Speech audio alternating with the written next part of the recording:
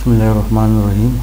Dear student अस्सलाम वालेकुम। यहाँ पे हमारे पास system of simultaneously linear equation है, तो हल करना है। तो ऑगमेंटेड मैट्रिक्स क्या है? This is the augmented matrix. अब ऑगमेंटेड मैट्रिक्स को हम इक्विवेलेंट फॉर्म में चेंज करते हैं। तो इक्विवेलेंट फॉर्म में चेंज करने के लिए हम मेन डायगोनल पे 1 लाते हैं। तो interchange the first and the second row. First और सेकंड रो जब हम इंटरचेंज करते हैं तो हमारे पास यहाँ पे 1 आएगा। अब इसी 1 के बाद इसी 2 और -5 को हमने 0 करना है। इनको हमने 0 करना है, इन दोनों एदाद को। 2 को 0 करना है, -5 को 0 करना है। तो 2 को 0 करने के लिए ये ऑपरेशन हम यूज करते हैं, यानी फर्स्ट रो को -2 से ज़रब देंगे और R2 के साथ ऐड करेंगे। तो इसी लाइन को -2 से ज़रब देना है और फिर यहाँ पे ऐड करना है। तो हमारे पास ये चेंजेस आएंगे। फिर हमारे पास ये रो ऑपरेशन है। इसी ऑपरेशन का मतलब ये है कि हम फर्स्ट रो को 5 से ज़रब देंगे, यहाँ पे ऐड करेंगे थर्ड में। तो यहाँ पे 5 आएगा, यहाँ पे -5 तो ये भी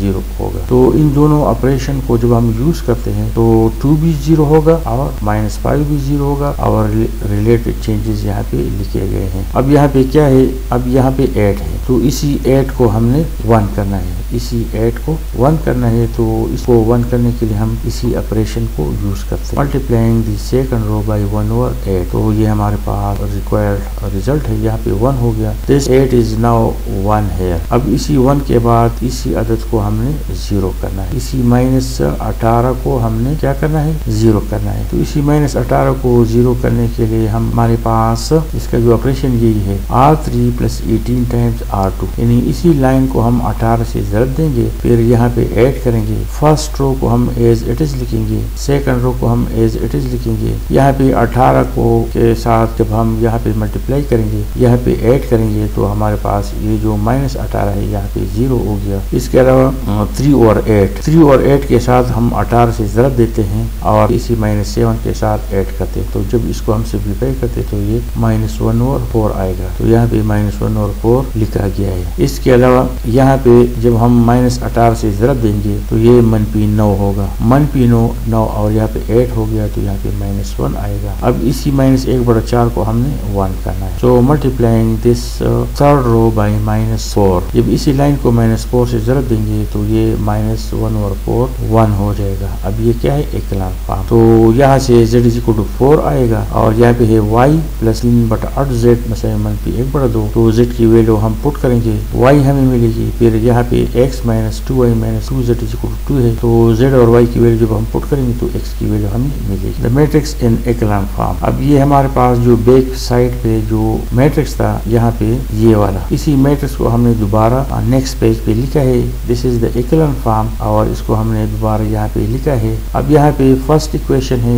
this represent the first row, this is the second row, and in equation form this one represent the second row. यहाँ पे है 1y + 3/8z = 1/2। यहाँ पे ये जो थर्ड रो है वो इक्वेशन की हालत में हम इस तरह लिख सकते हैं। तो z की वैल्यू 4 है, z मसाई 4। अब यहाँ पे हम पुट करते हैं, यानी 3 थर्ड को हम 2 पे पुट करते हैं, पुट 3 and 2। तो इसी z की जगह इसी 4 को हम पुट करते हैं। इसको हम सिम्प्लीफाई करें, 4 दूनी 8, तो ये 3/2 है। 3/2 हम शिफ्ट करते हैं, तो ये हमारे पास -3/2 है। इसको हम हल करते तो ये -2 आ गया, y -2 है। अब यहाँ पे ये जो फर्स्ट रो है, this is the first equation. इसी फर्स्ट इक्वेशन में y और z की वैल्यू हम पुट करते हैं। y हमारे पास -2 है और z हमारे पास 4 है। तो यहाँ पे जब हमने वैल्यू पुट किए तो ये दोनों क्या है? ये 4 है, ये -8 है। अब वो 8 से 4 माइनस करते, तो ये -4 को ट्रांसपोज करते तो सेक। तो हमारे पास सोल्यूशन क्या है? This is the solution. और यहाँ पे जो मेथड हमने यूज किया है वो गॉस एलिमिनेशन मेथड है। इक्विवेलेंट फॉर्म से जब हम सोल्यूशन लिखते हैं तो ये गॉस एलिमिनेशन मेथड होता है। और यहाँ पे अगर हम देख ले तो कोएफिशिएंट मैट्रिक्स m, ये जो तीनों कॉलम से ये m है, इसका रैंक 3 है। ये पूरा मैट्रिक्स a भी है जिसका रैंक भी 3 है और वेरिएबल भी 3 है। Rank of m = rank of e b =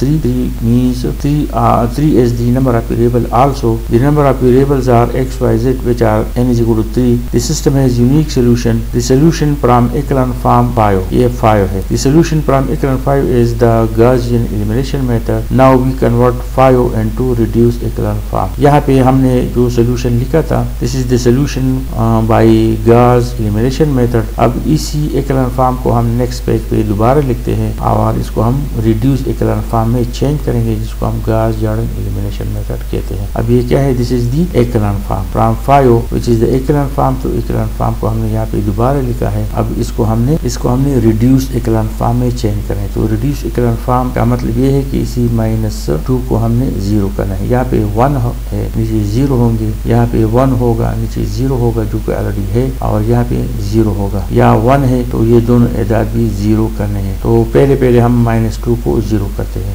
R1 + 2R2, इसी लाइन को हम 2 से ज़रब देते हैं और इसी लाइन के साथ ऐड करते हैं। थर्ड रो हम एज इट इज लिखते हैं, सेकंड रो हम एज इट इज लिखते हैं, और इसी ऑपरेशन की मदद से R1 में जो चेंजेस आ चुकी है, these are the changes in R1। इसी लाइन को -2 से जब हम ज़रब देते तो ये +2, -2 तो यहाँ पे 0 आ चुका है। अब यहाँ पे 1 है, नीचे 0 है, इसी 1 के ऊपर और नीचे 0 है। अब इसी 1 के ऊपर ये दोनों हमने 0 करने हैं। तो इसको 0 करने के लिए this is the required row operation. 5/4 को 0 करने के लिए इसी ऑपरेशन को यूज करते हैं, यानी तीसरे रो को हम 5/4 से ज़रब देंगे और फर्स्ट रो के साथ ऐड करेंगे, तो -5/4 0 होगा। अब इसी 3/8 को 0 करने की इसी लाइन को, यानी तीसरे लाइन को 3/8 से ज़रब देंगे, माइनस से ज़रब देंगे और सेकंड रो के साथ ऐड करेंगे। यहाँ पे माइनस से जब हम ज़रब देंगे तो ये -3/8 है, और फिर ये R2 यानी यहाँ पे ऐड करेंगे तो हमारे पास ये वाला अदद 0 होगा। और इस तरह बाकी चेंजेस भी यहाँ पे आ गई है। अब ये क्या है, this is the reduce equivalent form, और ये जो मेथड है गॉस जॉर्डन एलिमिनेशन मेथड है। तो यहाँ पे x की वैल्यू 6 है, y की वैल्यू -2 है, z की वैल्यू 4 है। ये सोल्यूशन सेट, तो हमारे पास सोल्यूशन सेट क्या है, ये सोल्यूशन सेट है। तो इसी सोल्यूशन को हमने इक्विवेलेंट फॉर्म से भी मालूम किया था और रिड्यूस इक्विवेलेंट फॉर्म से भी मालूम किया। Thank you.